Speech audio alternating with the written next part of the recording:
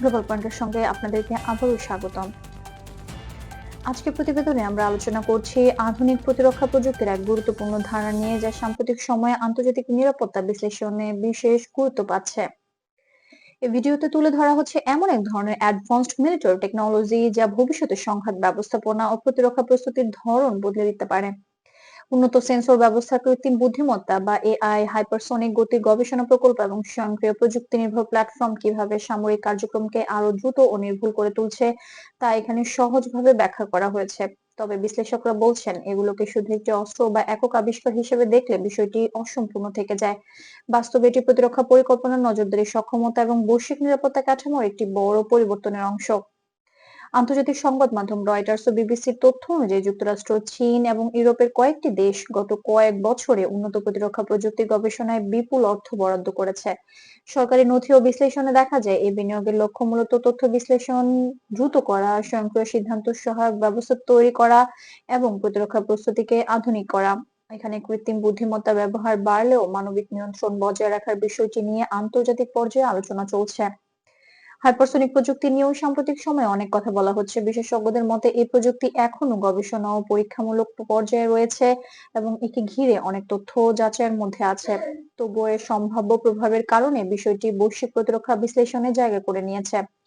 একইভাবে স্বয়ংক্রিয় ও রোবোটিক সিস্টেমগুলো নজরদারি, তথ্য সংগ্রহ এবং ঝুঁকিপূর্ণ পরিবেশে কাজের ক্ষেত্রে ব্যবহারযোগ্য হিসেবে বিবেচিত হচ্ছে।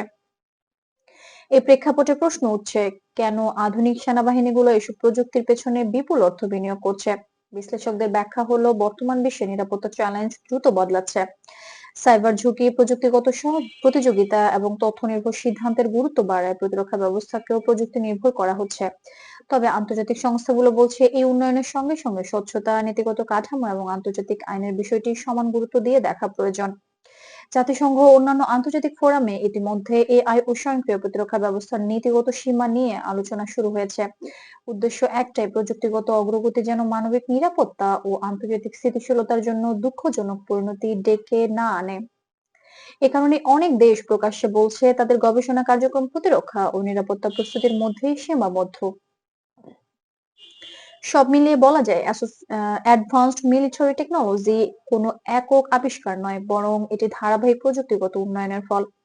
এটি বৈশ্বিক শক্তির ভারসাম্য, প্রতিরক্ষা পরিকল্পনা এবং ভবিষ্যতের নিরাপত্তা ভাবনা নতুন মাত্রা যোগ করছে। সাধারণ মানুষের জন্য বিষয়টি বোঝার গুরুত্বপূর্ণ দিক হলো, এই প্রযুক্তিগুলো নিয়ে আলোচনা চললেও আন্তর্জাতিক পর্যায়ে নীতিগত নিয়ন্ত্রণ ও পর্যবেক্ষণ অব্যাহত রয়েছে। এই ছিল আজকের বিশ্লেষণ। গ্লোবাল পয়েন্টের সঙ্গে থাকার জন্য আপনাদেরকে অসংখ্য ধন্যবাদ। এমন আরো নিরপেক্ষ ও যাচাইকৃত আন্তর্জাতিক খবর পেতে আমাদের চ্যানেলটি সাবস্ক্রাইব করতে ভুলবেন না। গ্লোবাল পয়েন্টের সঙ্গেই থাকুন।